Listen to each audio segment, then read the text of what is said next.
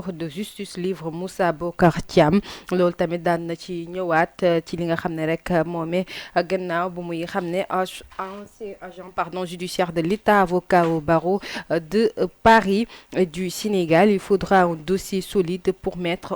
mettre en prison moom nag mu doon ay kàddoom gannaaw bu mu koy xamle moomee kii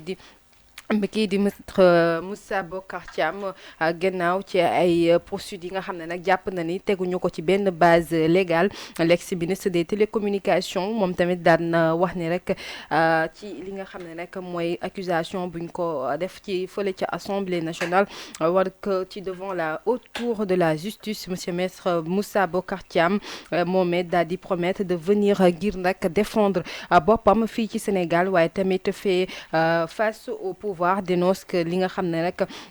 de même de poursuite li nga xam ne nag mooy ay réponse yi nga xam ne daan nañ ko waxal te moom jàpp na ni nag lépp li nga xam ne ni ñu mel moom nag loolu teguñu ko ci benn base légale ba tax na nag dinañu bisi fii ci Sénégal ngir gën a mën a défendre boppam ba tey tamit ñu deew sandi ak L'As quotidien mu daal di ñëwaat ci kaaw li nga xam ne rek mooy le dossier de Diouf Sarr bloqué maintenant tamit kii nga xam ne moomee Diouf Sarr mu mel ni nag dossier bi dina daal di xarandi waaye tamit ñu ñëwaat ci assemblée nationale ni ki tey ji kii di Ousmane Sonko à l'épreuve des questions brûlantes gannaaw moomee nag nga xam ne dina jàngoor tey fële ca pencum ndaw réew mi ngir rek ay questions yi nga xam ne danañ ko fa daal di poser mu nar cee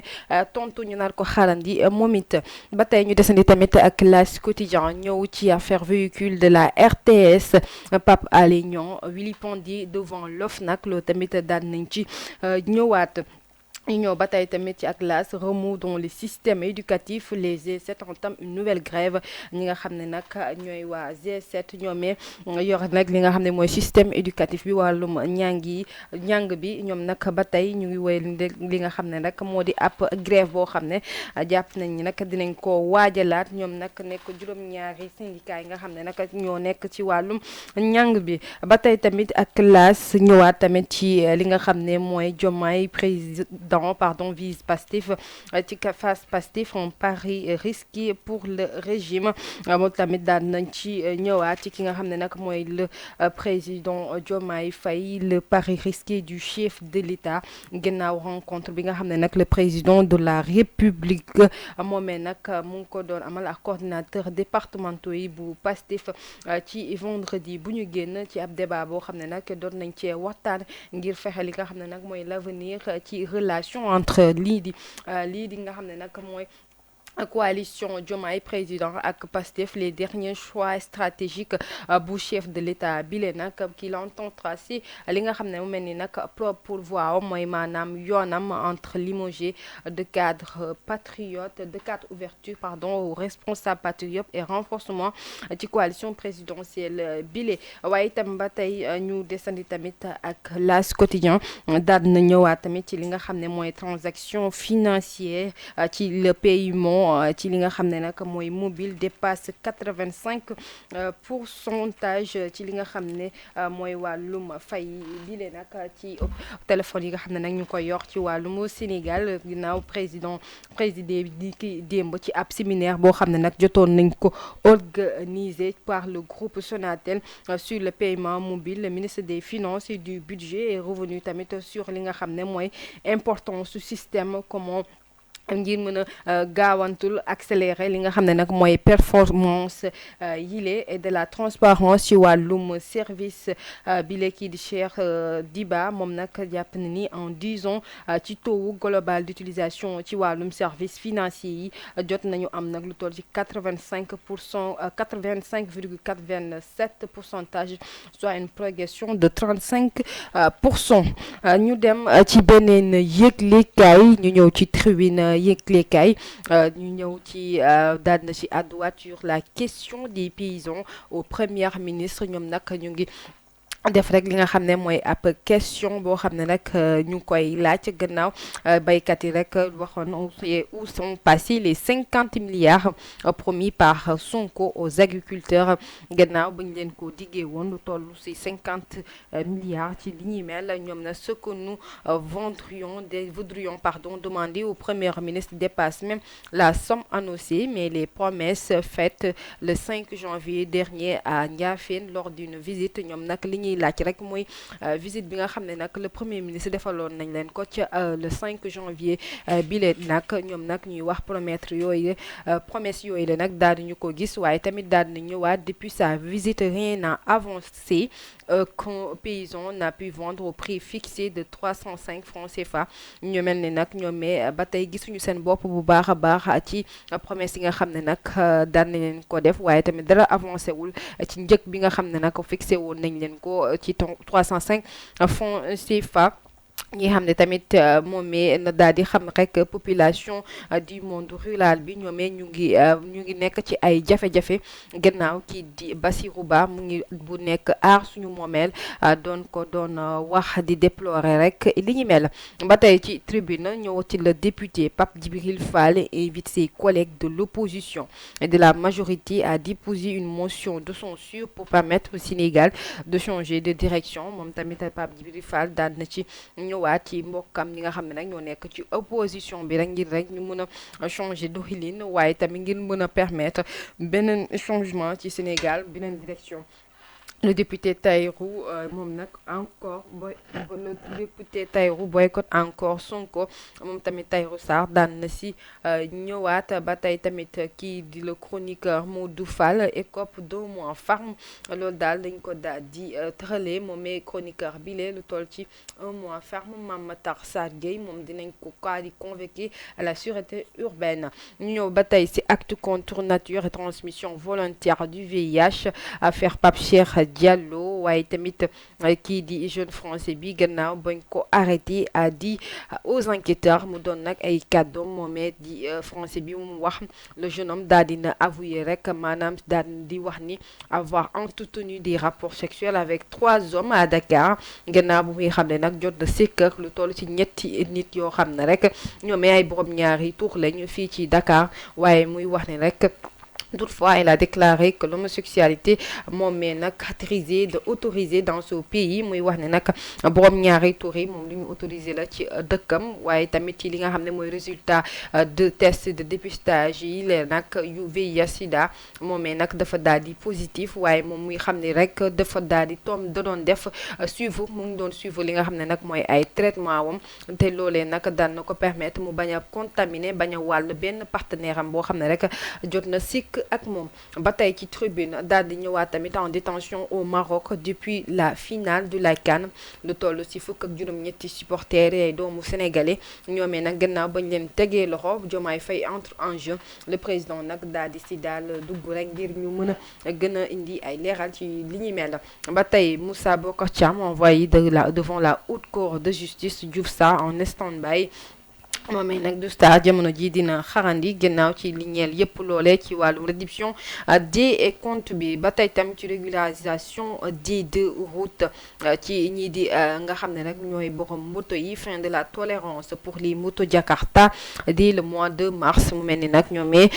dinañ ci wàllum li nga xam ne rek mooy moto Jakarta yi leen nag dinañ xarandi ci wàllum mois de mars bi ñu jëm tànk bu ñu réglé wul seen i li ñu mel ni ay papier. ba tey tam ñu dem ci beneen yëglekaay le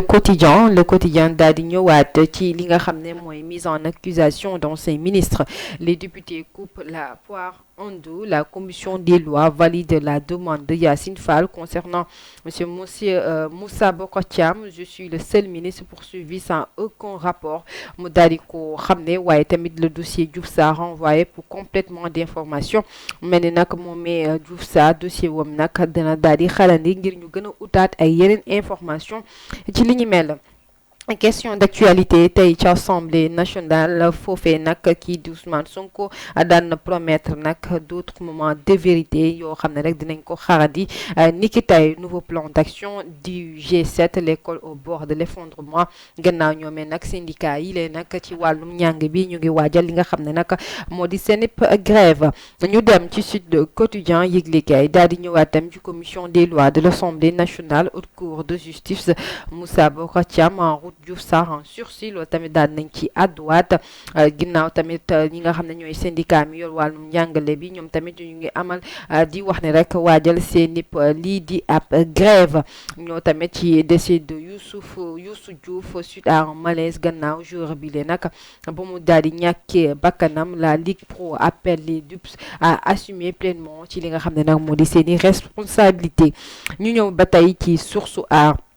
yëglekaay le projet de résolution de sa mise en accusation examiné hier en commission des lois moomee Moussa Bocar Thiam absent du pays depuis des lustres gannaaw moomee sax bu mu gëjee lool li nga xam ne nag mooy réewum Sénégal l'ancien ministre bi nga xam ne nag de la communication gannaaw bu mu quitté woon rek fii ci réewum Sénégal depuis plusieurs mois sa dernière apparition publique ñu ngi ko gisoon fële ca Ourossogui loolu ne nag nekkoon ci atum 25 juillet 2025 gannaaw foofe bu ñu doon waajal def ab marche ngir soutenir ki nga xam ne nag mooy Farba Ngom moomee na Moussa Bocar Thiam daal di wax ni tamit ay mis en cause ci l'affaire du parquet des technologies numériques waaye tamit ak un projet en vigueur évalué à 2,4 milliards de francs CFA rebaptisé par la suite Sénégalais Connect Park waaye tamit di la justice cherche à déterminer ces irrégularités financières waaye tamit à fait assimilable ci li nga xam ne nag ak enrichissement illicite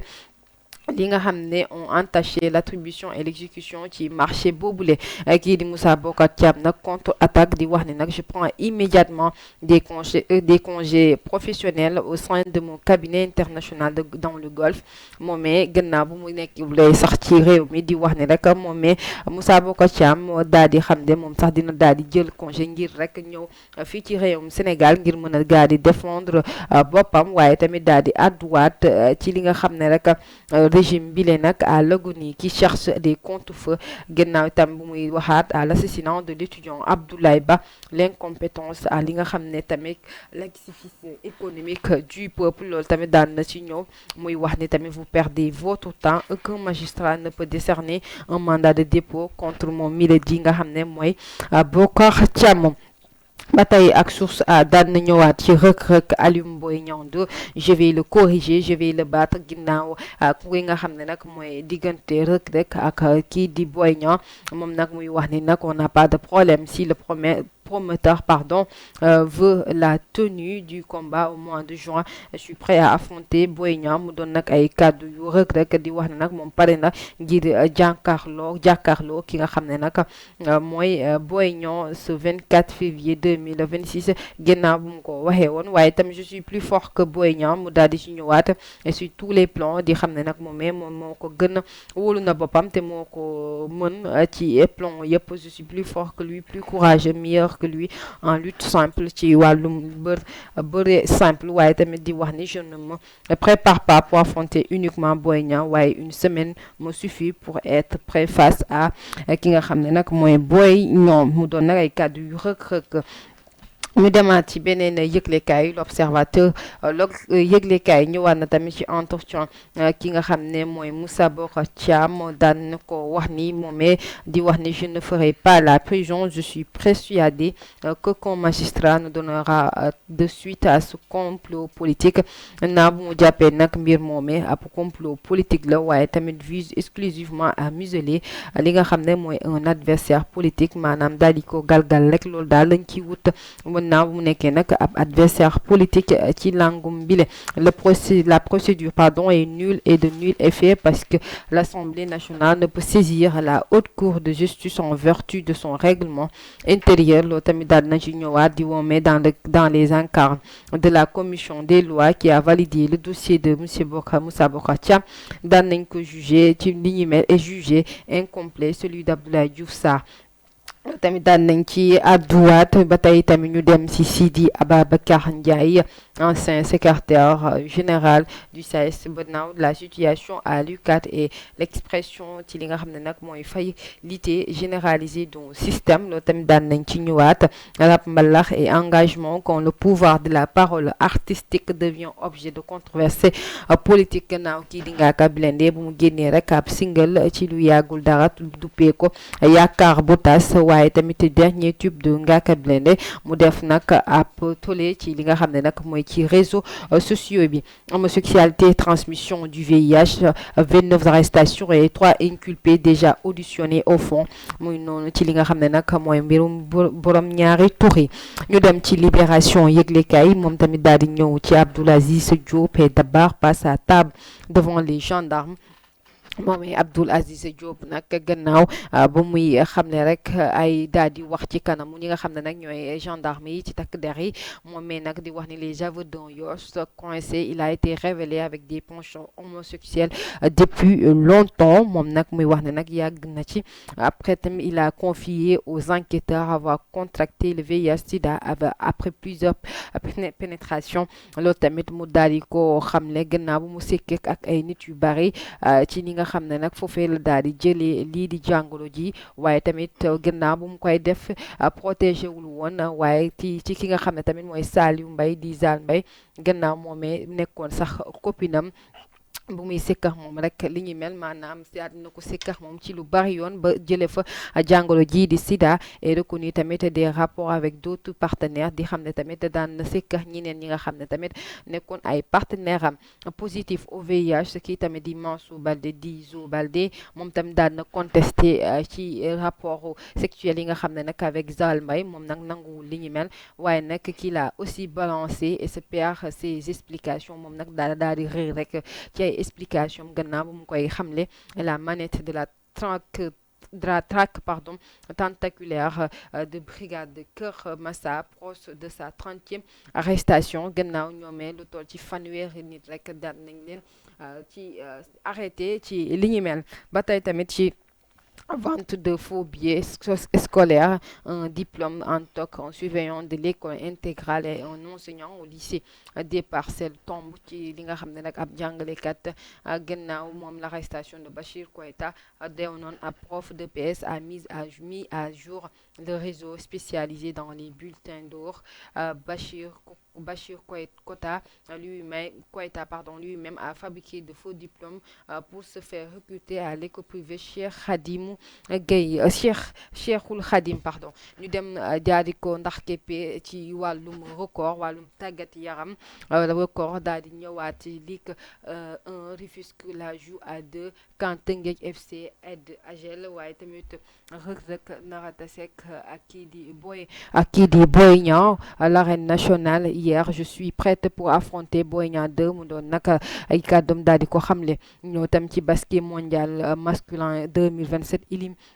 éliminatoire yi le nag lu toll ci 10e lion au premier galop. Branco retera le premier match. ba tey tamit daal nañ ci ñëwaat ci wàllum basket mondial bile. Record tamit daal di ñëwaat ci libéré non supporters lu toll ci fukk ak juróom-ñetti supporters yoo xam ne nag nekk ay doomi sénégalais ñu daal di leen a teg fële ca Maroc. ci loolu nag ab marche nationale danañ ko amal ci samedi bi jëm. mu ngi noonu li moo